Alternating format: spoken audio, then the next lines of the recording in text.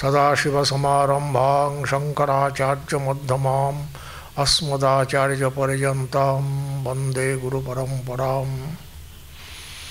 অনেক দিন পরে আবার সাক্ষাৎ হচ্ছে, বোধহয় মাঝে একটা মিস করেছিলাম। আচ্ছা, আমার যতটা মনে আছে রঘুবংশের দ্বাদশ পর্যন্ত আমরা কভার করেছিলাম, তাই না?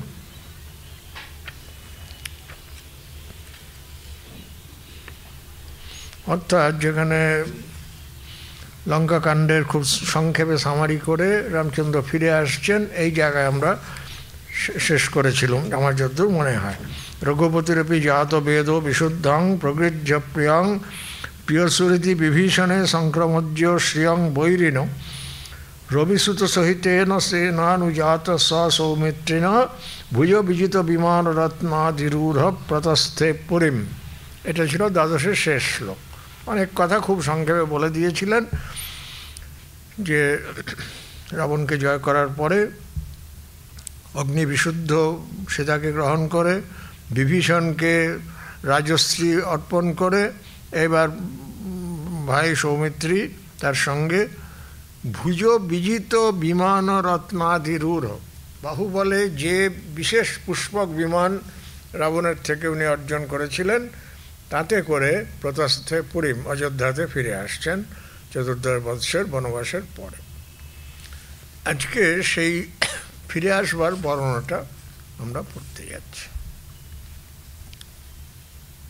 অথাত্মনা শব্দ গুণং গুণজ্ঞ পদং বিমানেন বিগাহমান রত্নাকরং বীক্ষ মিথস্য জায়াং রামাবিধানো হরিরিত্যুবাচ। তো লঙ্কার থেকে আসতে গেলে প্রথমেই সমুদ্র পড়বে, কাজেই সমুদ্রের বর্ণনা করছেন ফ্রম উপর থেকে, মানে পুষ্পক বিমান থেকে সমুদ্র যেমন দেখা যাচ্ছে সেই রকম বর্ণনা করছেন।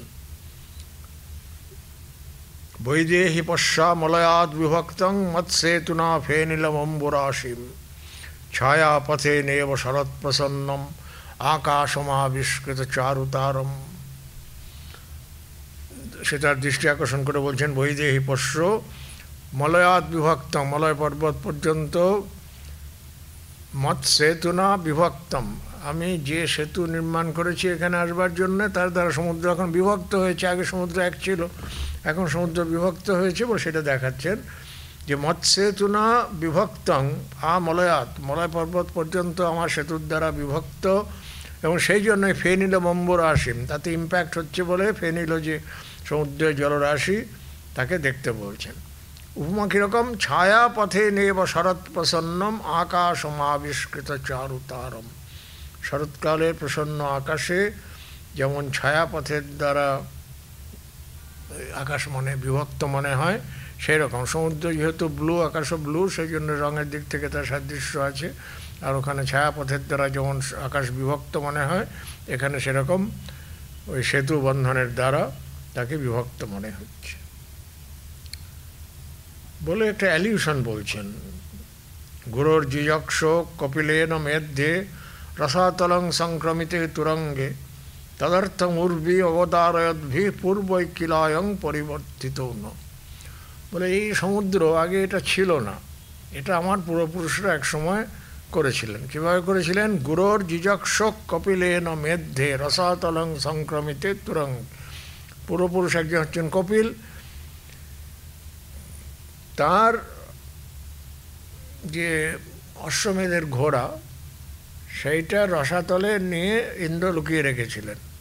তদর্থম উর্বিম অবতারয়দ্ভি, সেই ঘোড়ার সন্ধানে আমার পূর্বপুরুষরা, মানে ভগীরথের পূর্বপুরুষরা, তারা এই সমুদ্রকে খনন করেছিলেন।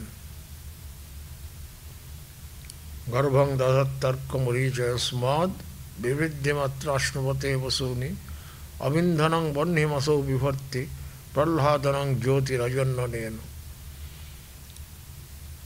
এই সমুদ্রের জল থেকে অর্ক মরিচি, মানে সূর্যের কিরণ, সে গর্ভ ধারণ করে, যেটা সায়েন্টিফিক্যালি ট্রু, যে জলের থেকে বাষ্প সূর্যের তেজের প্রভাবে উঠে যায়, সেটা আবার পরবর্তীকালে মেঘের থ্রুতে বৃষ্টি হয়ে ফিরে আসেন। বলছেন গর্ভং দধত্তর্ক মরীচয়স্মাৎ, অর্ক মানে সূর্য, সূর্যের মরিচি এই সমুদ্র থেকে জলরূপ গর্ভ ধারণ করে। বিবৃদ্ধিমাত্রা স্নবতে বসুনি, আর বিভিন্ন রত্ন এই সমুদ্রের মধ্যে পরিবর্তিত হয়, যার জন্য সমুদ্রের এক নামই হচ্ছে রত্নাকর। অবিন্ধনং বহ্নিমসৌ বিভর্তি, আর এই সমুদ্রের মধ্যে আগুনও আছে। সেটা কীরকম আগুন? না অবিন্ধনম, জলই যার ইন্ধন, যাকে বারবানল বলে। এমনি যেমন কাঠে আগুন জ্বলে, সেরকম বারবানল নাকি জলের থেকেই জ্বলতে থাকে। সেই জন্য বলছেন যে অবিন্ধনং বহ্নিমসৌ বিভর্তি, সমুদ্রের বৈশিষ্ট্য যে সে সেরকম অগ্নিকে ধারণ করে যার ইন্ধন হচ্ছে জল। আর প্রহ্লাদনং জ্যোতিরজন্যনেন, আর প্রহ্লাদনং জ্যোতি মানে মানুষের আনন্দদায়ক যে জ্যোতি, মুন, চন্দ্র, সেটাও সমুদ্র মন্থনের সময় এই সমুদ্র মন্থনের থেকে উঠেছিল। কাজী বলছেন যে প্রহ্লাদনং জ্যোতিরজন্যনেন, এর দ্বারাই সেই লোকজনের যে আহ্লাদক চন্দ্র তার উৎপত্তি হয়েছে। তাং তাম অবস্থাং প্রতিপদ্যমানং স্থিতং দশব্যাপ্য দিশো মহিম্না বিষ্ণুরিবাস্যানবধারণীয়ম ইদৃক্তয়া রূপম ইয়াত্তয়া। বলে সমুদ্র বিভিন্ন সময় বিভিন্ন অবস্থা পরিবর্তন করে। তাং তাম অবস্থাং, এই সেই অবস্থাগুলো যে প্রতিপদ্যমানম স্থিতং দশব্যাপ্য দিশো মহিম্না, যেন তার মাহাত্ম্যে সে 10 দিক ব্যাপ্ত করে রয়েছে। বিষ্ণুরিবাস্যান অবধারণীয়ম ইদৃক্তয়া রূপম ইয়ত্তয়া বা, এর রূপ ইদৃক্তয়া বা ইয়ত্তয়া ন অবধারণীয়ম। ইদৃক্ত মানে অফ দিস, মানে কোয়ালিটেটিভ, আর মানে এই পরিমাণ, কোয়ান্টিটেটিভ। কাজে কোয়ালিটেটিভ এবং quantitative assessment of this ocean is not easy বলে একটা উপমা দিচ্ছেন বিষ্ণুরিব। যেমন বিষ্ণু সর্বব্যাপী, কোনটা তার ধর্ম কোনটা তার ধর্ম নয়, তিনি আকারে বড় না ছোট, তার কোয়ান্টিটি কী, তার কোয়ালিটি কী, এগুলো লোকে জানতে পারে না। সেখানে বলছেন তাং তাং অবস্থাং প্রতিপদ্যমানম স্থিতং দশব্যাপ্য দিশো মহিম্না। দুই দিকেই যাবে, বিষ্ণুর দিকেও লক্ষণটা যাবে যে যিনি মৎস্য কুর্ম বরাহ প্রভৃতি বিভিন্ন রূপ ধারণ করেছেন, দশদিক তার মহিমাতে পরিব্যাপ্ত আছে, যার মহিমা এই রকম বা এই পরিমাণ এইরকম কেউ নিরূপণ করতে পারে না। এই সমুদ্র হচ্ছে সেই রকম। সিদ্ধান্ত কৌমুদী, এটা পাণিনি ব্যাকরণের উপরে বই, তাতে একটা উদাহরণ দিচ্ছেন। কিসের উদাহরণ? না হাইপারবোলের উদাহরণ। সম্ভাবনা শক্তুৎকর্ষম আবিষ্কর্তবত্তুক। সম্ভাবনা কাকে বলে? না কোনো জিনিসের বা কারোর শক্তির উৎকর্ষ বলার জন্যে যে হাইপারবোল, যা বাস্তব নয় সেরকম বড় করে বলা। উদাহরণ কী দিচ্ছেন? অপিস্তুয়াদ বিষ্ণু, যে সে বিষ্ণুকেও স্তব করতে পারে। বলে এটা এরকম কেন উদাহরণ হলো? বলো বিষ্ণু হচ্ছেন অবাং মনোগোচর, তার বাক্য মনের গোচর কখনো হন না। কাজেই তিনি কতটা বা কীরকম এটা কেউ আজ পর্যন্ত জানতে পারে না। সেই জন্য যে বিষ্ণুকে স্তব করে সে নিশ্চয়ই বিরাট, কারণ তা নাহলে সে স্তবটা করবে কী দিয়ে? স্তব করতে গেলে তুমি এরকম বলতে হবে তো। কাজেই অপিস্তুয়াদ বিষ্ণু, এটা হচ্ছে ইটস এ হাইপারবোল। সম্ভাবনা তাকে, তার ক্ষমতাকে অনেক বাড়িয়ে বলবার জন্য হাইপারবোল করে বলা হচ্ছে যে he is able to praise the lord Vishnu. সেই রকম এখানে বলছেন যে তাং তাং অবস্থাং প্রতিপদ্যমানং স্থিতং দশব্যাপ্য দিশো মহিম্না বিষ্ণুরিবাস্যানবধারণীয়ম ইদৃক্তয়া রূপম ইয়ত্তয়া। বিষ্ণুর রূপ যেমন অনবধারণীয়, অ্যাসার্টেন করা যায় না। কীভাবে অ্যাসার্টেন করবেন? ইদৃক্তয়া ইয়ত্তয়া বা, আইদার কোয়ান্টিটেটিভলি অর কোয়ালিটেটিভলি। বলে সমুদ্রও সেরকম বিশাল, তাকে চট করে দেখে কোয়ান্টিটেটিভ বা কোয়ালিটেটিভ অ্যাসেসমেন্ট করা যায় না। নাভিপ্ররূঢ়াম্বুরুহাসনেন সংস্তূয়মান প্রথমেন ধাত্রা অমুং যুগান্তোচিত যোগ নিদ্রা সংহৃত্য লোকান পুরুষো দিশেতে। আরও সব অ্যালিউশন বলছেন যে যখন সৃষ্টি হয়, এমনি পুরাণিক মতে সৃষ্টি কি, যে সুবিধাত স্বাদ শিশ্রিক্ষুর বিবিধা প্রজা অপয়েব সসজ্জাদূতাসু বিমজস্যম তদন্দমহবদ্ধৈবং সহস্রাংশু সমপ্রভম তস্মিন যজ্ঞে স্বয়ং ব্রহ্মা সর্বলোক পিতামহ। প্রজাপতি ব্রহ্মার প্রথম উৎপত্তি হলো ব্রহ্মাণ্ড ভেদ করে, তারপরে সেখান থেকে বাকি সব সৃষ্টি হবে। তো বলছেন যে তাং নাভি প্ররুহাম্বরুহাসনেন সংস্তুয়মানা প্রথমেন ধাত্রা, প্রথম ধাতা হচ্ছেন ক্রিয়েটার মানে প্রজাপতি ব্রহ্মা, তার দ্বারা যিনি স্তুত হচ্ছেন তিনি কোথায় আছেন?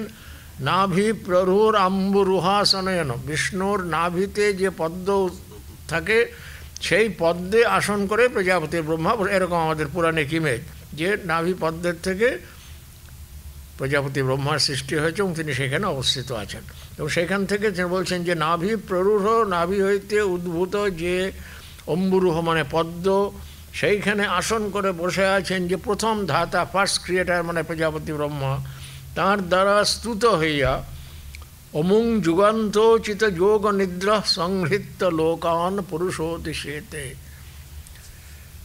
বিষ্ণু যুগান্তোচিত যোগ নিদ্র যদা স দেব জাগর্তি তদং চেষ্টতেই জগৎ, যখন তিনি জেগে ওঠেন তখন সমস্ত জগৎ অ্যাক্টিভ হয়ে ওঠে। আর যদা সপিতি শান্তাত্মা তদা সর্বং প্রলীয়তে, আর যখন তিনি শান্ত হয়ে ঘুমিয়ে পড়েন তখন সমস্ত সৃষ্টিও আবার গুটিয়ে যায়, মানে ডিসলিউশন, প্রলয় হয়ে যায়। তো বলছেন যে যুগান্তোচিত যোগ নিদ্র, একটা যুগের শেষ হয়েছে, সেই সময়ে বিশ্রাম নেওয়ার জন্য যেন তিনি নিদ্রায় অভিভূত হয়েছেন। সংহৃত লোকান, সমস্ত লোকসমূহকে নিজের মধ্যে সংহার করলে, সৃষ্টি কোথায় গেল? সৃষ্টিটা তার মধ্যে চলে এসছে পুরুষোদিশেতে, এই সমুদ্রে তিনি শয়ন করে থাকেন। এটা মানে পৌরাণিক ইমেজারিতে বিখ্যাত যে অনন্ত সজ্জায় ভগবান শুয়ে আছেন, তার নাভি পদ্মে প্রজাপতি ব্রহ্মা অবস্থান করছেন আর শ্রী লক্ষ্মী তার পদসেবা করছেন। এরকম যে অনন্ত সাই ভগবান বিষ্ণু তার পৌরাণিক কনসেপ্টটাকে এখানে রিফ্লেক্ট করেছেন।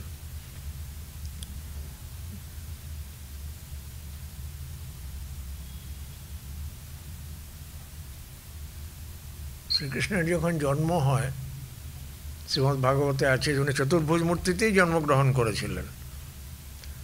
তাকে দেখে দেবকী বলছেন যে তুমি এই মূর্তি সংবরণ করো, কেননা যে লোকে কি বলবে যে সমস্ত বিশ্ব ব্রহ্মাণ্ড যার মধ্যে অন্তর্ভুক্ত থাকে তিনি আমার গর্ভে ছিলেন, এটি এর একটা বিড়ম্বনা বিশেষ।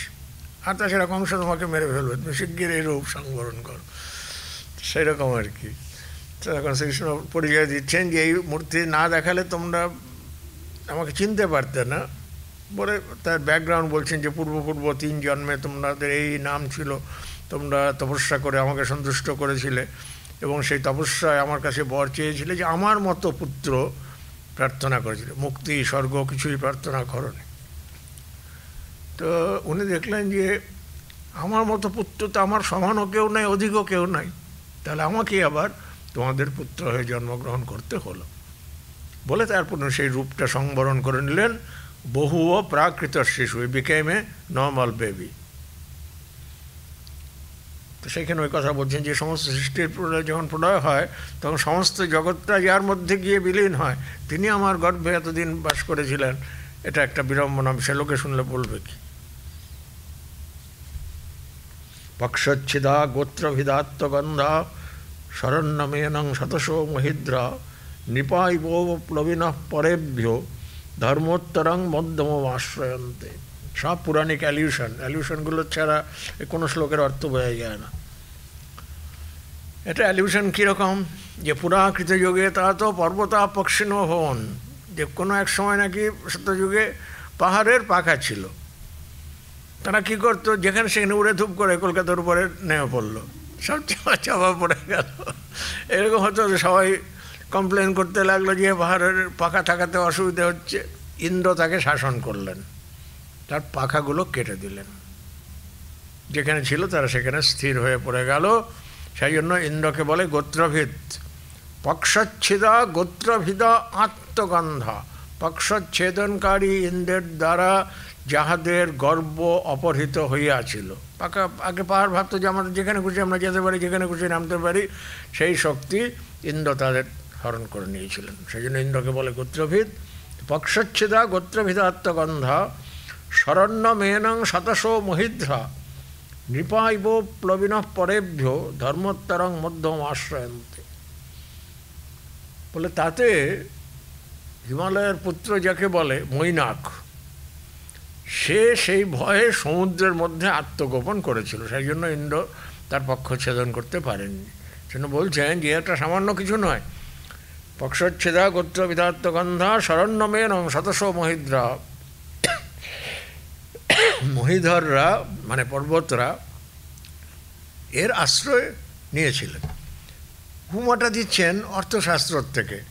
যেমন একজন শক্তিশালী রাজার আশ্রয়ে অপেক্ষাকৃত দুর্বল রাজারাও প্রোটেকশন পেতে পারে, সেই রকম এই সমুদ্রের আশ্রয়ে পর্বত তিনি আশ্রয় পেয়েছিলেন।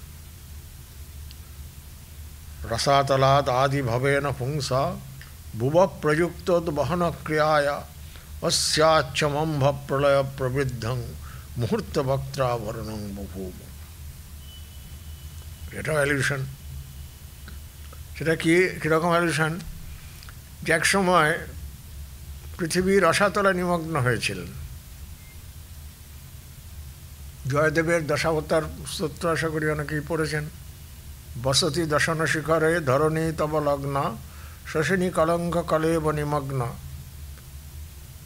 বিষ্ণু কী করলেন? যে তাকে বরাহ মূর্তিতে তুলে এনেছিলেন। কেশবর্ধিত শুকর রূপ জয় জগদীশ্বর। সেই ইমেজটা বলছেন যে সমুদ্র থেকে পৃথিবী ইমার্জ করছে, তো রসাতলে চলে গিয়েছিল, সেখান থেকে ভগবান বরাহ মূর্তিতে তাকে তুলে আনছেন। যখন আনছেন সেই মোমেন্টে তার অবগুণ্ঠনের কাজ করেছিল কে? যে সমুদ্রের যে জলরাশি লাস্ট তার মাথার উপর দিয়ে পাস করে যাচ্ছে সেইটা। রসাতলাৎ আদি ভবেন পুংসা, আদি ভবন যে পুরুষ ভুব প্রযুক্ত বহন ক্রিয়ায়, তিনি যখন পৃথিবীকে রসাতল থেকে তুলে আনছেন অস্যাচ্চ মম্ভ প্রলয় প্রবৃদ্ধম, সেই যে ইম্প্যাক্টটা হচ্ছে যে পৃথিবীকে ভগবান তুলে নিয়ে আসছেন, তার জন্য জল কিলো হলো যে প্রলয় প্রবৃদ্ধ, প্রলয়ের জন্য তার সমুদ্রের জল প্রবৃদ্ধ হলো। মুহূর্ত বক্ত্রাবরণং বহু, মুহূর্তের জন্য তার বক্ত্রাবরণ অবগুণ্ঠনের কাজ করলো। অর্থাৎ যেন সেই জলের অবগুণ্ঠন থেকে ভগবান বরাহ মূর্তিতে পৃথিবীকে বার করে নিয়ে এলেন। মুখার্পণেষু প্রকৃতি প্রগল্ভা স্বয়ং তরঙ্গাধরদানদক্ষ অনন্য সামান্য করত্র বৃত্তি পিবত্ত সৌপায়তে চ সিন্ধু। বলছে বিভিন্ন নদী সে হচ্ছে সমুদ্রের পত্নীর মতো, তারা এসে সেই সমুদ্রে মিলিত হচ্ছে। সসত্তমাদায় নদী মুখাম্ভব সংমিলয়ন্ত বিবিতাননত্তম অমি শিরোভিস্তিময় সরন্ধৈর ঊর্ধ্বং বিতন্নন্তি জলপ্রবাহান। এখনও আছে কিনা জানি না। বলছেন যে নদী মুখের যে জলগুলো আসে, নদীর ঠিক মাউথে যে জল থাকে, সেইগুলোকে তিমি মাছ নাকি পান করে আবার ফোয়ারার মতো বার করে দেয়। তো বলছেন সসত্তমাদায়, তাতে অন্যান্য যেসব প্রাণী আছে সেগুলো শুদ্ধ সে খেয়ে ফেললো, যে সেগুলো খেয়ে ফেললো আর জলটাকে বার করে দিল। সসত্তমাদায় নদী মুখাম্ভ কি সংমিলয়ন্ত বিবিতাননত্ব, মুখটাকে ক্লোজ করে দিল, তাহলে উপরে যে ফুটো দিয়ে জলটা বেরিয়ে গেল। অমি শিরোভিস্তিময় সরন্ধৈ ঊর্ধ্বং বিতন্নন্তি জলপ্রবাহন। এইভাবে সে তিমি মাছরা জলপ্রবাহকে উপরে থ্রো করছে। মাতঙ্গ নক্রৈ সহসোৎপতদ্বীর ভিন্নান দ্বিধাপস্য সমুদ্র ফেনান কপোল সংসর্গিতয়া চ येषां ব্রজন্তি কর্ণক্ষণ চামরত্তম। আরও অন্য যেসব জলচর প্রাণী আছে, যেমন মাতঙ্গ আছে, নক্র আছে, তারা হঠাৎ জলের থেকে ইমার্জ করছে। তাতে কী হচ্ছে? সমুদ্রের যে ফেনরাশি সেটা বিভক্ত হয়ে যাচ্ছে। শুধু বিভক্ত হচ্ছে তা না, তাদের মুখের চারপাশে সেটা লেগেও যাচ্ছে। বলছেন যে কপোল সংসর্গিত তেষাং ব্রজন্তি কর্ণক সমচারমত্তম। ফর এ মোমেন্ট সেটা চামড়ের মতো, কানে চামড় ঝুলিয়ে দিলে যেমন হয়, সেই যে সমুদ্রের ফেনা সেখানে জমে যাচ্ছে দুপাশে, দেখে মনে হচ্ছে যেন এটা সেই কর্ণ চামড়ের কাজ করছে। বেলা নীলায় প্রসৃতা ভুজঙ্গা মহোর্মে বিস্ফুর্যত নির্বিশেষা সূর্যাংশু সম্পর্ক সমৃদ্ধ রাগৈর বজ্জান্ত এতে মনিভি ফনস্থয়ী। আর কীরকম?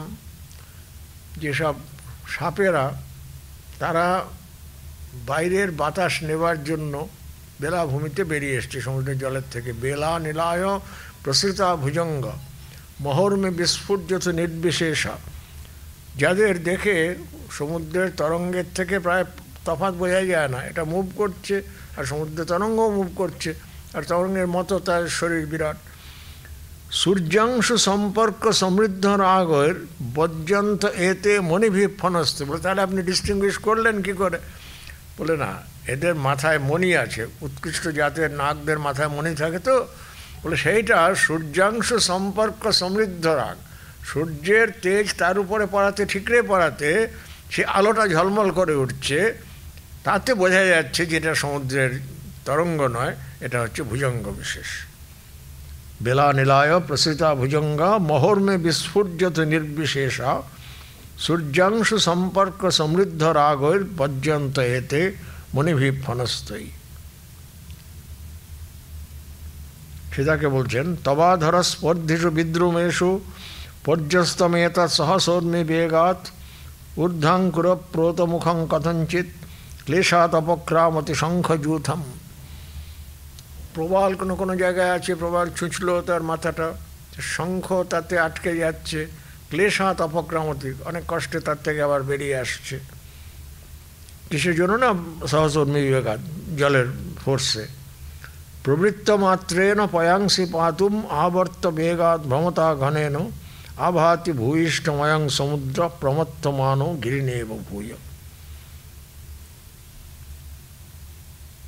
সমুদ্রের জল পান করবার জন্যে মেঘ নেমে এসেছে যেন আর কি, মানে সমুদ্র উপরে মেঘ করেছে, তাতে মনে হচ্ছে যেন জল খাওয়ার জন্য মেঘ সমুদ্রে নেমে পড়েছে। তাতে মনে হলো কি যে মেঘটা হচ্ছে পর্বতের মতো।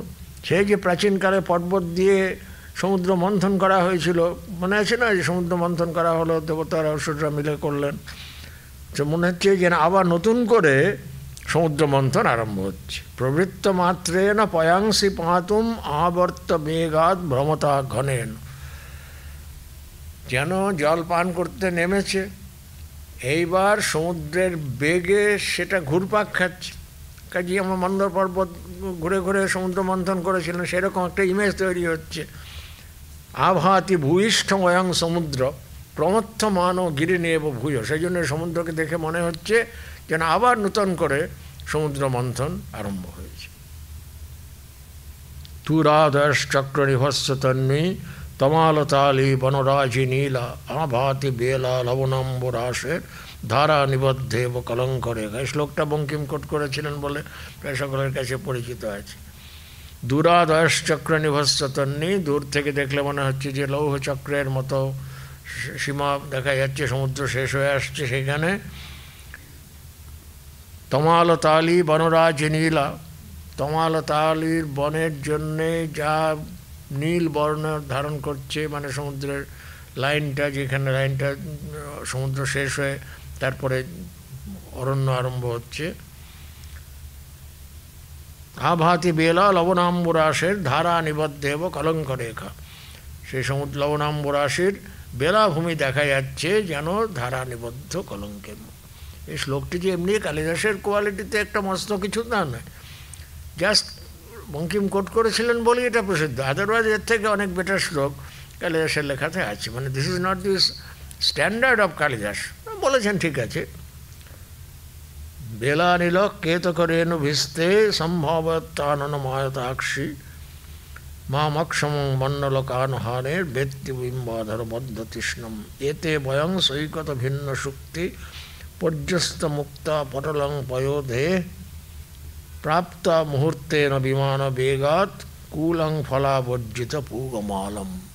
এই বর্ণনা করতে করতে বলছেন যে সমুদ্র শেষ হয়ে গেল, আমরা সমুদ্রের পাড়ে চলে এলুম। কীভাবে এলো? না প্রাপ্তা মুহূর্তে না বিমান বেগাৎ, পুষ্পক বিমানের বেগবশত আমরা মুহূর্তকালের মধ্যে এই রিজিয়নটা ক্রস করে এসেছি। কোথায় এসেছি? এতে বয়ং সৈকত ভিন্ন শক্তি পর্যস্ত মুক্তা পটলং পয়োধে। পয়োধি সমুদ্র, তার বেলাভূমি কীরকম না সৈকতে এসে ফেটে গেছে, এরকম যে শক্তি তার থেকে মুক্তা ছড়িয়ে পড়েছে সেই রকম বহু সময়। সৈকত ভিন্ন শক্তি পর্যস্ত মুক্তা পটলম পয়োধে প্রাপ্তা মুহূর্তেন বিমান বেগাৎ কুলং ফলাবর্জিত পুগমাল। এবং তার কুল কীরকম? পুগমাল, যেখানে সুপুরির গাছ আছে।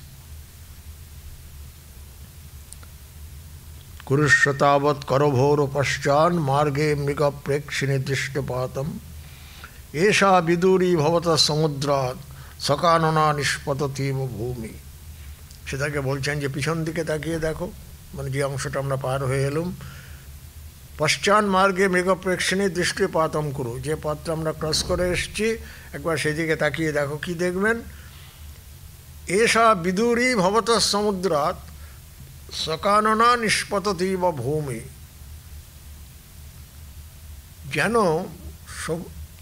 থেকে ল্যান্ডটা ইমার্জ করছে।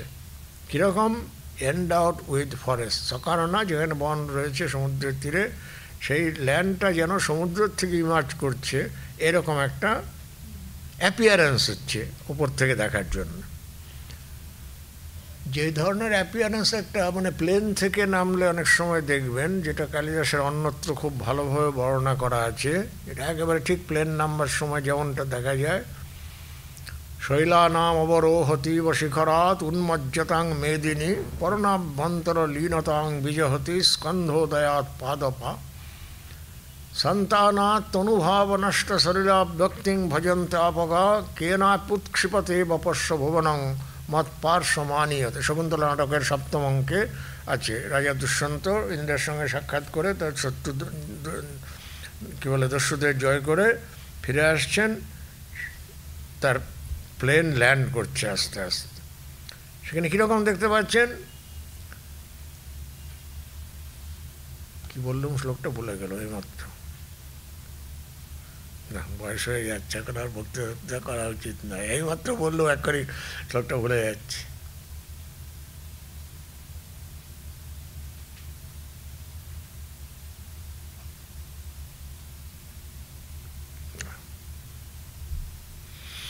শৈলানাম অবরোহতীব শিখরাৎ উন্মজ্জতাং মেদিনী পর্ণাভ্যন্তর লীনতাং বিজহতি স্কন্ধোদয়াৎ পাদপ। কি বললেন? যে পাহাড়ের থেকে যেন পৃথিবীটা নেমে আসছে। শৈলানাম অবরোহতীব মেদিনী, আর কি পর্ণাভ্যন্তর লীনতাং বিজহতি স্কন্ধোদয়াৎ পাদপ। উপর থেকে যেগুলো শুধু গ্রিন ফলিয়েজ দেখা যাচ্ছিল, এখন তার থেকে গাছের স্কন্ধগুলো দেখা যাচ্ছে আস্তে আস্তে করে। শৈলামজ্জতাং মেদিনী পর্ণাভ্যন্তরীণতাং বিজহতি স্কন্ধ। হ্যাঁ, সন্তানাৎ তনুভাব নষ্ট শরীর ভক্তিং ভজন্ত আপগা। আগে যেসব নদী একটা জাস্ট চেনের মতো দেখাচ্ছিল, এখন যেহেতু নেমে আসছে সেই জন্য তার জলস্রোতগুলো স্পষ্ট হয়ে উঠছে। কেনা পুৎক্ষিপতে বা ভুবনং পশ্য ভুবনং মত পার্শ্বমানীয়তে, যেন কেউ পৃথিবীটাকে তুলে আমার পাশে এনে দিচ্ছে। যেরকম মানে প্লেন থেকে নামবার সময় মনে হয়, যদি আকাশ পরিষ্কার থাকে তাহলে। আর এখানে বলছেন যে তুমি এর দিকে পিছন দিকে তাকিয়ে দেখলে দেখবে যেন সমুদ্রের থেকে ফরেস্ট ল্যান্ড সেটা ইমার্জ করছে, যেমন ওইখানে মনে হচ্ছিল যে পৃথিবীটা ইমার্জ করছে সেই রকমভাবে। এষা বিদুরী ভবতা সমুদ্রাৎ সকাননা নিষ্পততীব ভূমি। এগুলো হচ্ছে উৎপ্রেক্ষা অলঙ্কার। যুব শব্দের সাধারণত দুটো অর্থ প্রধান। একটা হচ্ছে সাদৃশ্য, যেমন পদ্মের মতো মুখ, যথা বাহুলতা পানি পদ্ম চরণপল্লব, দুটো জিনিসের সাদৃশ্য বোধই হয়। আরেকটা হয় সম্ভাবনা, যেমন এখানে বলছেন সত্যি সত্যি যে বেরিয়ে আসছে তা নয়। শৈলানাম অবরোহতীব শিখরাৎ, সত্যি সত্যি পাহাড়ের শিখর থেকে পৃথিবী জেগে উঠছে তা নয়, পৃথিবী যেখানে আছে সেখানেই আছে। এগুলোকে বলে উৎপ্রেক্ষা। কালিদাস উপমাতে প্রসিদ্ধ তো সকলেই জানেন, উৎপ্রেক্ষাতেও তেমনি অজস্র উৎপ্রেক্ষা তার আছে। যেমন এখানে বলছেন সকাননা নিষ্পততীব ভূমি। এটা বোঝার একটা, কোথায় উপমা হবে আর কোথায় উৎপ্রেক্ষা হবে, এটা বোঝার জন্য একটা ফর্মুলা দণ্ডী দিয়েছিলেন। দণ্ডী হচ্ছেন একজন আলংকারিক 7th সেঞ্চুরির কাব্যাদর্শ বইতে। বলেছেন যে লিম্পতীব তমঙ্গানি বর্ষতীবাঞ্জনং নভ অসৎপুরুষ সেবেব দৃষ্টির নিষ্ফলতাঙ্গতা কেশাঞ্চি উপমা ভ্রান্তিরিব শ্রুতেহ জায়তে নুভমানং তিঙন্তে নেত্যতিক্রমাত্মভাষিতম। শ্লোকটায় কী ছিল? লিম্পতীব তমঙ্গানি, অন্ধকার যেন গায়ে লেপে দিচ্ছে। বর্ষতীবাঞ্জনং নভ, আকাশ যেন কজ্জল বর্ষণ করছে। অসৎ পুরুষ সেবেব দৃষ্টির নিষ্ফলতাঙ্গতা। অসৎ পুরুষের সেবা করলে যেমন কোনো ফল হয় না, সেরকম দৃষ্টির নিষ্ফল, মানে চোখে কিছু দেখা যাচ্ছে না, এত ঘন অন্ধকার। এই যে শ্লোকটা বললেন লিম্পতিব তমঙ্গানি, এটা কি উপমা হলো না উৎপ্রেক্ষা হলো? দণ্ডী বলছেন যে কেশাঞ্চিত উপমা ভ্রান্তি নিবশ্রুতে হজাতে। অনেকের এখানে ইব শব্দটা আছে দেখেই উপমা বলে ভ্রান্তি হইয়া থাকে। আসলে এটা উপমা নয়, কেননা নোপমানং তিঙন্তে নেত্যতিক্রমত ভাষিতম। ইব শব্দটা যদি কোনো অ্যাকশানের সঙ্গে যুক্ত হয়, মানে ক্রিয়াপদের সঙ্গে যুক্ত হয়, তাহলে জানবেন সেটা উপমা নয়, সেটা উৎপ্রেক্ষা। যেমন কাজেই পদ্মের মতো চরণ, এটা বললে পদ্মের সঙ্গে তুলনা হচ্ছে, কোনো ক্রিয়ার সঙ্গে না, একটা নাউনের সঙ্গে তুলনা হচ্ছে, কাজেই সেটা হচ্ছে উপমা। কিন্তু লিম্পতি ও যেন শরীরকে লিপ্ত করছে, যেমন এখানে বলছেন সকাননা নিষ্পততি বা ভূমি, যেন পৃথিবী কী বলে বনভূমি সহ সমুদ্রের থেকে জেগে উঠছেন বা বেরিয়ে আসছেন।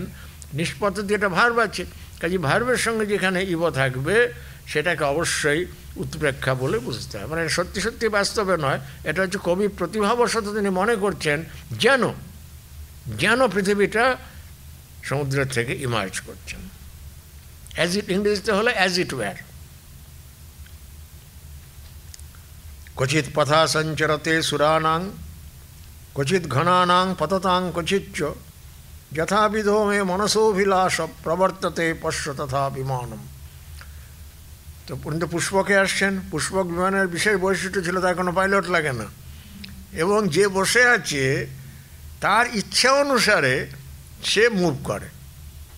এটা আসলে ছিল কুবেরের, সেখান থেকে রাবণ হরণ করে এনেছিলেন, এবার রাবণকে জয় করে উনি সেটাতে ফিরে আসছেন। তো বলছেন ক্বচিৎ পথা সঞ্চরতে সুরানাম, কখন আমার পুষ্পক বিমান দেবতাদের যে লেভেল সেই লেভেলে বিচরণ করছে। ক্বচিৎ ঘনানাং, কখনো মেঘের পথে বিচরণ করছে। পথতাং ক্বচিচ্চ, আর কখনো পাখির লেভেলে বিচরণ করছে, মানে যে পাখি উড়ে যায়, মেঘ উড়ে যায়, তারপরে দেবতারা তাদের যে বিমান উড়ে যায়, এই বিভিন্ন লেভেলে সে মাঝে মাঝে উঠছে নামছে। প্লেনও তাই করে, বিভিন্ন ওঠে নামে। তো যাই হোক, সেটা পুষ্পকের নিয়মে হয় না। বলছেন যথাবিধ মে মনসোভিলাষ প্রবর্তাতে পশ্য তথা বিমানম, সেটাকে দৃষ্টি দেখো, যেমন আমার ইচ্ছে হচ্ছে তেমন উইদাউট এনি এফার্ট, আর কোনো এফার্ট না, কোনো যন্ত্রের সাহায্য ছাড়াই পুষ্প বিমানের বৈশিষ্ট্য আমার ইচ্ছা অনুসারে সে কখনো হায়েস্ট লেভেলে দেবতাদের পথে বিচরণ করছে, কখনো মেঘের, কখনো পাখির মধ্যে দিয়ে বিচরণ করে আসছে। অসৌ মহেন্দ্র দ্বীপদান গন্ধিত ত্রিমার্গা বীচি বিমর্দ শীত আকাশ বায়ুর দিন যৌবনোত্থান আচামতি শ্বেত লবণ মুখেতে। বড় সমাস। মহেন্দ্র দ্বীপদান গন্ধি ত্রিমার্গা বীচি বিমর্দ শীত। মহেন্দ্র পর্বতের দ্বীপ মানে হচ্ছে হাতি, মানে দয়বফলার হর্ষইকার, দীর্ঘইকার দিলে আইল্যান্ড অর্থ হবে, হর্ষইকার দিলে দ্বীপ মানে হলো দাম্ভ্যাং তুণ্ড শুণ্ডাভ্যাং পিবতি, তুণ্ড এবং শুণ্ডের দ্বারা পান করে, সেই জন্য হাতিকে বলে দ্বীপ, হর্ষইকার। তাহলে মহেন্দ্র দ্বীপদান গন্ধি, মহেন্দ্র পর্বতের যে গজরাজ তাদের দানধারা মদধারার গন্ধে বাতাস চার্জড হচ্ছে, এবং সেই রকম আকাশ ও বায়ুর দিন যৌবনোত্থান আচামতি শ্বেত লবণ মুখেতে। রামচন্দ্র সীতাকে বলছেন যে সেই ধরনের বাতাস মহেন্দ্র পর্বত থেকে যে গজরাজের মদধারার গন্ধ বহন করে আনছেন, সে তোমার মুখের শ্বেদবিন্দুকে হরণ করে দিচ্ছে। করেন বাতায়ন লম্বিতেন স্পৃষ্টস্তয়া তন্নি কুতূহলিন্য আমুঞ্চতি বা ভরণং দ্বিতীয়ম উদ্ভিন্ন বিদ্যুৎ বলয় ঘনস। এই যে একটু আগে বললেন যে আমার ইচ্ছে অনুসারে বিভিন্ন লেভেলে পুষ্প বিচরণ করছে, যখন মেঘের মধ্যে দিয়ে যাচ্ছে তখন কি হচ্ছে বলে করেন বাতায়ন লম্বিতেন, উনি জানলা দিয়ে হাত বার করে দিয়েছেন, সেটা হাত বার করে দিয়েছেন। আর যেহেতু মেঘের মধ্যে দিয়ে তখন যাচ্ছে, মেঘের মধ্যে বিদ্যুৎ থাকে, বিদ্যুৎটা তার হাতে জড়িয়ে গেছে, তাতে কি মনে হচ্ছে একটা নতুন একটা অলঙ্কার, যেমন সোনার কঙ্কন থাকে সেরকম আর কি। বলছে করেন বাতায়ন লম্বিতেন স্পৃষ্টস্তয়া চণ্ডী কুতূহলীন। তুমি কৌতূহল বশত মানে প্লেন থেকে হাত বার করলে কি হয় দেখার জন্য হাত বার করে দিয়েছেন। আর তাতে কি হচ্ছে যে আমুঞ্চতি বা ভরণং দ্বিতীয়ম উদ্ভিন্ন বিদ্যুৎ বলয় ঘনস্থে, এই মেঘ যেন তোমার হাতে দ্বিতীয় একটা অলঙ্কারের বলয় মানে বালা যাকে আমরা বলি তা পরিয়ে দিচ্ছে, কেননা বিদ্যুৎটা তার হাতে জড়িয়ে যাচ্ছে। এটা কি হলো, উপমা হলো না উৎপ্রেক্ষা হলো? এটা উৎপ্রেক্ষা অবভিয়াসলি, যেহেতু ক্রিয়াপদের সঙ্গে আছে আমুঞ্চতিব অ্যাজ ইট ওয়ার। উপমা যখন হয় তখন কিন্তু জিনিসটা সত্যি সত্যি হয়, আর এখানে জিনিসটা সত্যি সত্যি হয় না, এটা শুধু ইমাজিনেশনের মধ্যে থাকে। অমি জনস্থান অপৌর বিঘ্নম মত্বা সমারব্ধ নবোট জানি অধ্যাসতে চিরভৃত যথাস্বম চিরোজ্ঝিতা নাশ্রম মণ্ডলানি। এবার মানে ল্যান্ডের উপরে এসে গেছে প্লেন, নিচে ভারতবর্ষের জমি দেখা যাচ্ছে, জনস্থানের অংশ চলে এসছে, যেখান রাক্ষসদের একসময় উপদ্রব ছিল, খড় দূষণ, এদেরকে রামচন্দ্র একসময় শাসন করেছিলেন, সেই জনস্থানের উপর দিয়ে আসছে। বলছেন অমি জনস্থানম অপৌর বিঘ্নম, এখন আর সেই রাক্ষসদের বিঘ্ন নেই, তখন রাক্ষসদের দ্বারা অধ্যুষিত ছিল বলে সাধারণ লোকেরা সেখানে বাস করতে ভয় পেত। মত্বা সমারব্ধ নবোট জানি, সেই জন্য সাধু সন্ন্যাসীরা কী করেছেন, সেইখানে নতুন নতুন সব কুটির তৈরি করেছেন। এখন আর রাক্ষসের ভয় নেই বলে উটজ মানে হচ্ছে কুটির, পর্ণকুটির, সেরকম সব কটেজ তৈরি করেছেন। অধ্যাসতে চিরোজ্জিতান আশ্রমণ্ডলে, তারা নিজ নিজ সেই পর্ণকুটিরে বাস করছেন। শৈশাস্থলী যত্র বিচ্ছিন্নতা ত্বাং ভ্রষ্টং মায়া নূপরমেকমূর্ব্যাম অধিষ্যতচ্চরণারবিন্দ বিশ্লেষ দুঃখাদিব বুদ্ধ মৌনম। এটা বিখ্যাত শ্লোক। ওই যে রাবণ যখন সেটাকে হরণ করে নিয়ে যান, তখন উনি শরীর থেকে অলঙ্কার খুলে খুলে ফেলে দিয়েছিলেন যাতে রামচন্দ্র সাথে ট্রেস করতে পারেন, সেটা এখানে রেফার করছেন। শৈশাস্থলী, এই হচ্ছে সেই জায়গা, তখন প্লেন তার উপরে এসে গেছে। শৈশাস্থলী যত্র বিচ্ছিন্নতা ত্বাং ভ্রষ্টং ময়া নূপরমেকমূর্ব্যাম, তোমাকে অনুসন্ধান করতে করতে যেখানে এসে আমি তোমার একটা নূপুর দেখতে পেয়েছিলাম। অধিষ্যত তচ্চরণারবিন্দ বিশ্লেষ দুঃখাদিব বদ্ধ মৌনম। সে কীরকম, যে নূপুর তখন শব্দ করছে না, এমনিতে পায়ে থাকলে নূপুর বাজে, আর অন্য মাটিতে পড়ে আছে বাজবে কী করে, বলে সেটা তো বাস্তবের কথা। উপমাতে উৎপ্রেক্ষাতে কী বলছেন, যে তচ্চরণারবিন্দ বিশ্লেষ দুঃখাদিব, সীতার চরণ পদ্ম থেকে সে বিশ্লিষ্ট হয়েছে, এই দুঃখেই যেন সে মৌন অবলম্বন করছে, সে আর কোনো শব্দ করছে না। তচ্চরণারবিন্দ বিশ্লেষ দুঃখাত ইব, উপমা হলো না উৎপ্রেক্ষা হলো? এটা উৎপ্রেক্ষা। লোকে বলে যে কালিদাস উপমা কালিদাস, আর উৎপ্রেক্ষাও কালিদাসের ওরকমই জলভাত, প্রায় প্রত্যেক শ্লোকে একটা না দুটো করে উৎপ্রেক্ষা থাকে এবং সবগুলোই খুব বৈচিত্র্যময়। এটা কীরকম উৎপ্রেক্ষা? উৎপ্রেক্ষারও অনেক রকম আছে, এগুলো সব অলঙ্কার বই না পড়লে জানা যায় না, উৎপ্রেক্ষা অনেক রকম হয়। এটা হচ্ছে এখানে কোন জিনিসটা উৎপ্রেক্ষার বিষয় হচ্ছে, সত্যি সত্যি যে নূপুরটা শব্দ করছে না, এটা কি বাস্তব না এটা কল্পনা? এটা বাস্তব না, নূপুরটা পড়ে আছে, সাউন্ড করবে কি করে, পায়ে থাকলে তো বাজবে। কাজে এই বদ্ধ মৌনম এই অংশটা এখানে ইমাজিনেশনের ব্যাপার নয়। বদ্ধ মৌনম এটা হচ্ছে স্টেটমেন্ট অফ ফ্যাক্ট, যেহেতু সেটা তখন তার পায়ে নেই সেই জন্য সেটা বাজছে না। কিন্তু কেন বাজছে না এই কারণটা উনি এখানে উৎপ্রেক্ষার মধ্যে বলছেন। তচ্চরণারবিন্দ বিশ্লেষ দুঃখাদিব, যেন তোমার চরণ পদ্ম হইতে বিশ্লিষ্ট হইবার দুঃখে, অর্থাৎ এটা হেতুটা এখানে উৎপ্রেক্ষার বিষয়। বদ্ধমৌনতাটা উৎপ্রেক্ষার বিষয় নয়, বদ্ধমৌন দেখাই যাচ্ছে it is not making any sound, but why it is not making sound, তার উনি একটা কারণটা বলছেন, মানে হেতুটা বলছেন। অথবা এটা হলো হেতু উৎপ্রেক্ষা। উৎপ্রেক্ষা অনেক রকম হয়।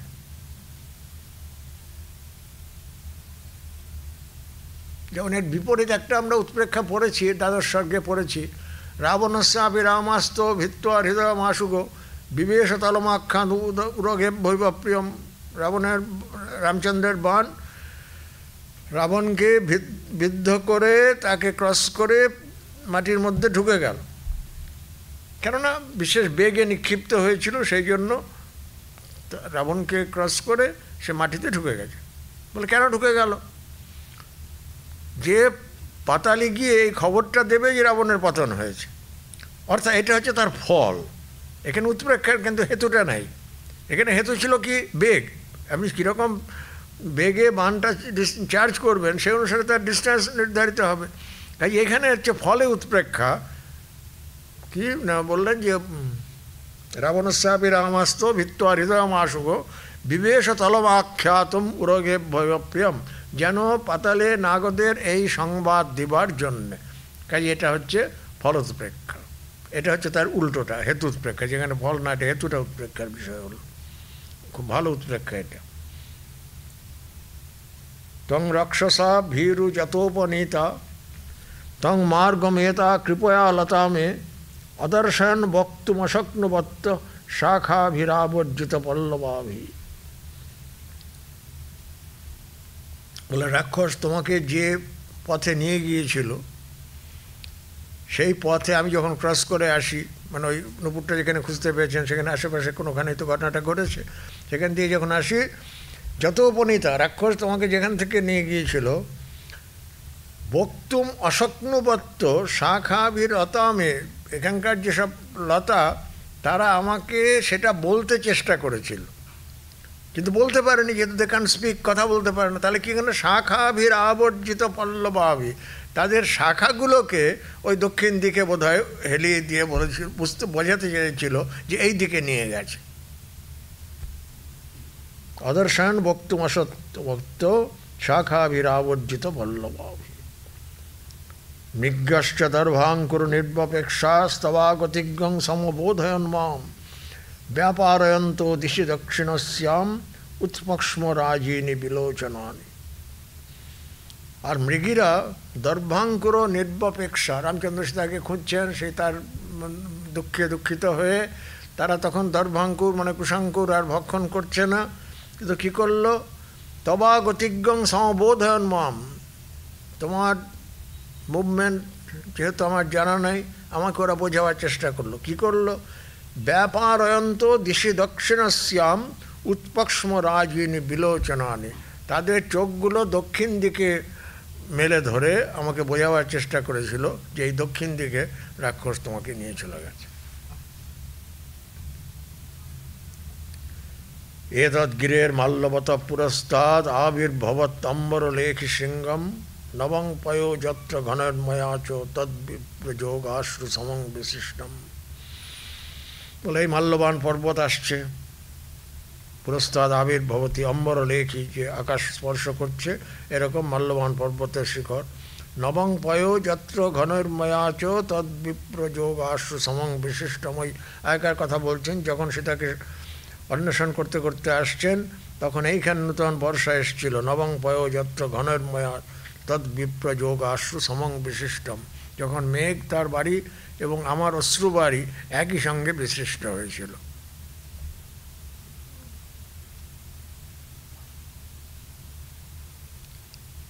পূর্বানুভূতং স্মরতাচ তত্র কম্পোত্তরং ভীরুচ তবোপগূঢ়ম গুহাপিসারিণ্যতি বাহিতানি ময়া কথঞ্চিৎ ঘনগর্জিতানি আসারসিক্ত ক্ষিতিবাষ্পযোগান মামক্ষিণোজ্জত্র বিভিন্ন কোশৈ বিড়ম্বমানা নবকন্দলস্তে বিবাহ ধূমারলোচনশ্রী।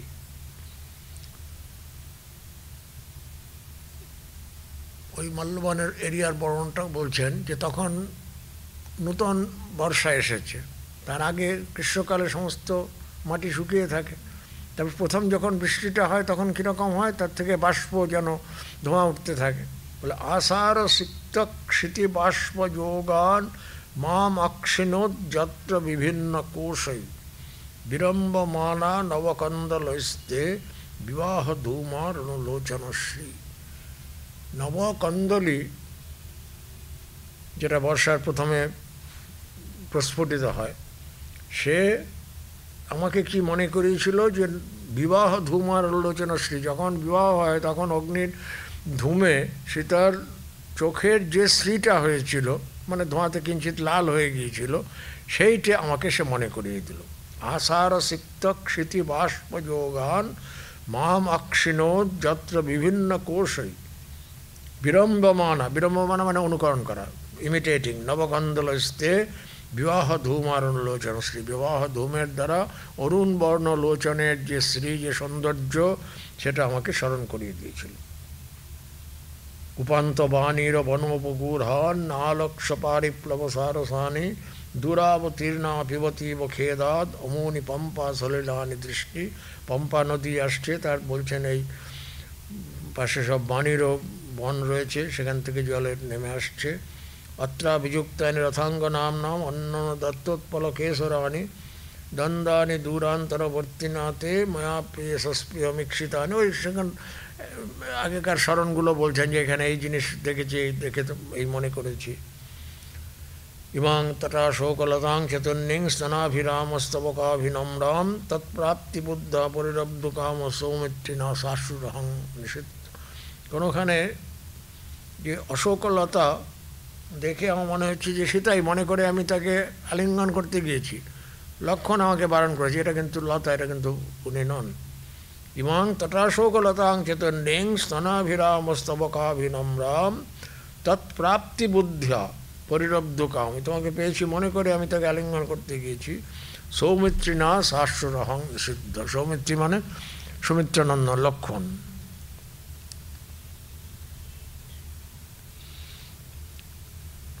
অমর বিমানান্তর লম্বিনীনাম শ্রুত্বাসনং কাঞ্চন কিঙ্কিনীনাম প্রত্যুত ব্রজন্তীব খমুৎপতন্ত গোদাবরী সারস পঙ্ক্তস্তাম। গোদাবরী নদীর অঞ্চলে এসে গেছেন, বলছি গোদাবরীতে নাকি সারস ছিল। এটা অন্য জায়গাতেও বোধহয় আছে, রামায়ণেও আছে, যে হংস সারস সংঘুষ্টম বন্দে গোদাবরী নদীম। সীতাকে যখন নিয়ে যাচ্ছে তখন উনি গোদাবরীকে অ্যাড্রেস করে বলেছিলেন যে ক্ষিপ্রং রামায় সংসদ্ধম সীতাং হরতি রাবণ। রামকে দেখতে পেলে জানাবেন যে রাবণ সীতাকে হরণ করে নিচ্ছে। সেখানে রামায়ণের বর্ণনাটা আছে যে হংস সারস সংঘুষ্টম, হংস এবং হাঁস এবং সারস নাকি সেখানে ছিল, হয়তো এখনও আছে। কি হলো? অমর বিমানান্তরলম্বিনী নাম শ্রুত্বাসনং কাঞ্চন কিঙ্কিনী নাম। আচ্ছা, ওই সোনার কিঙ্কিনীর শব্দ শুনে গোদাবরী সারস পঙ্ক্তি তার অনুকরণ করছে, অনুকরণ নয়, তাকে ফলো করছে। বোধহয় ওই শব্দটা অনুসরণ করে তার সঙ্গে সঙ্গে আসছে। এষা ত্বয়া পেশল মধ্যাপি ঘটাম্বু সংবর্ধিত বালচ্যুতা আনন্দ উন্মুখ কৃষ্ণসারা দৃষ্টা শিরাত পঞ্চবটী মনোমে। এবার পঞ্চবটিতে এসে পৌঁছেছেন। পঞ্চবটি কীরকম? এষা পঞ্চবটি মে মনো চিরাত দৃষ্টা আনন্দয়তি। অনেক দিন পরে এই পঞ্চবটি দেখে আমার মনে আনন্দ হচ্ছে। সেটা কীরকম না, পেশল মধ্যাপি তয়া ঘটাম্বু সংবর্ধিত বালচ্যুতা।